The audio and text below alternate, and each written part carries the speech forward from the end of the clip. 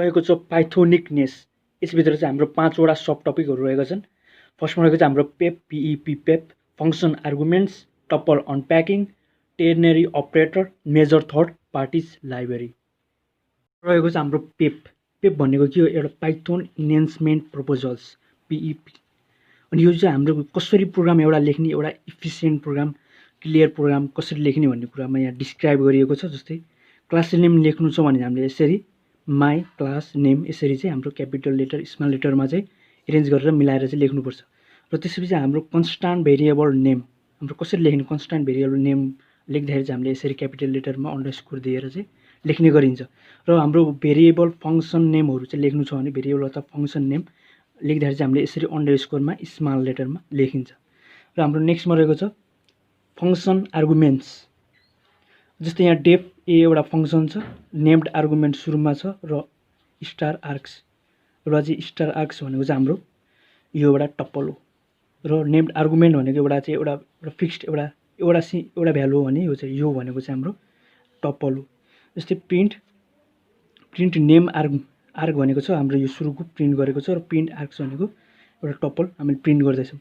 र एउटा फङ्सनभित्र चाहिँ जुन यो भ्यालुजहरू दिएको छ त्यसमध्ये चाहिँ हाम्रो नेम्ड आर्ग भनेको हाम्रो फर्स्टको भ्यालु जुन 5 हो, र स्टार एक्स भनेको यो भनेको चाहिँ हाम्रो जुन टप्पल छ नि, जुन बाँकी रहेको भ्यालुहरूलाई यसले प्रिन्ट गर्दछ। यसरी चाहिँ प्रिन्ट भएको छ।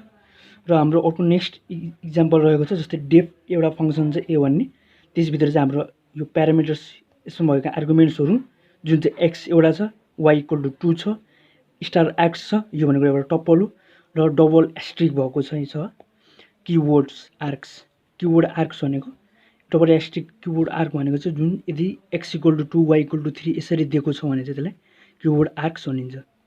र प्रिन्ट किवर्ड आर्क्स हामीले चाहिँ यो एउटा फङ्सनभित्र चाहिँ यो भ्यालुहरू छन्, र यसमध्ये चाहिँ हामीले चाहिँ जति पनि किवर्ड आर्क्सहरू छन् त्यसलाई चाहिँ हामीले प्रिन्ट गर्नुपर्नेछ।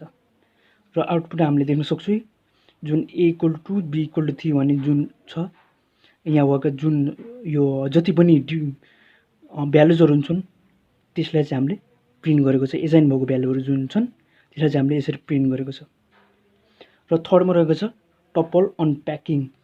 यसमा चाहिँ के छ भन्दाखेरि कुनै पनि एउटा टप्पल छ र टप्पलमा भएको जुन चाहिँ के भ्यालुहरू अथवा नम्बरहरू भेरिएबलहरूलाई चाहिँ अनप्याकिङ गर्दछ। जस्तै यो एन भन्ने एउटा टप्पल छ र त्यसलाई चाहिँ हामीले यससँग चाहिँ एजाइन गरेको छौँ। जस्तै a equal to a b star c and d भनेको मतलब ए भनेको सुरुको, बी भनेको सेकेन्डको जुन चाहिँ 2 छ, र डी भनेको लास्टको जुन चाहिँ 7 छ, र एस्ट्रिक सी भनेको एउटा टप्पल हो जुन चाहिँ बाँकी रहेको भ्यालुहरूलाई चाहिँ सी मानिदिन्छ, र ए भनेको 1, बी भनेको हाम्रो 2 यो अनुसार, डी भनेको हाम्रो लास्टको जुन 7 छ, र सी भनेको एउटा टप्पल छ जुन बाँकी रहेको भ्यालुहरूलाई चाहिँ यसरी प्रिन्ट गर्दछ। रहेको छ हाम्रो टेर्नेरी अपरेटर। यो भनेको एउटा कन्डिसनल अपरेटर हो। जस्तै x equal to 2 y equal to 5 if एक्सको भ्यालु 1 र 1 भन्दा ठुलो छ भने, नत्र else x equal y equal to 6 print y गर्दाखेरि हाम्रो एक्सको भ्यालु 5 आयो किनकि एक्सको भ्यालु 1 भन्दा ठुलो छ। र नेक्स्टमा आयो हाम्रो 5 लास्टको topic major third party libraries.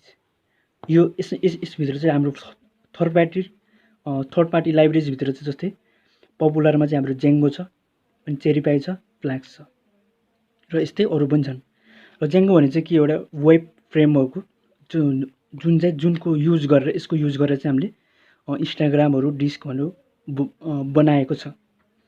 र फ्ल्यासहरू पनि यो मेसिन लर्निङको प्रोजेक्टहरू गर्दाखेरि चाहिँ हामीले फ्ल्यास युज गरिन्छ। त्यसपछि हाम्रो अर्को रहेछ म्याटप्लटलिब। यो के हो? यो भनेको एउटा मोड्युल हो। नम्पाई भनेको पनि मोड्युल हो, र SCIPY भनेको नि यो पनि मोड्युल हो। अनि म्याटप्लटलिबले चाहिँ के गर्छ? एउटा ग्राफ बेस्ड डाटाहरूलाई चाहिँ क्रिएट गर्छ अथवा ग्राफ क्रिएट गर्छ बेस्ड अन डाटा। नम्पाई किन युज हुन्छ? मल्टी डाइमेन्सनल एरेजहरूमा चाहिँ नम्पाई युज गरिन्छ, र SCIPY यो चाहिँ किन युज गरिन्छ? Contains numerous extension to the functionality of NumPy. अनि पाइगेम एन्ड पान्डा 3 यो चाहिँ के एउटा लाइब्रेरी हो। यदि 2D गेम बनाउनको लागि चाहिँ पाइगेम र 3D गेम बनाउनको लागि पाइ 3D युज गरिन्छ।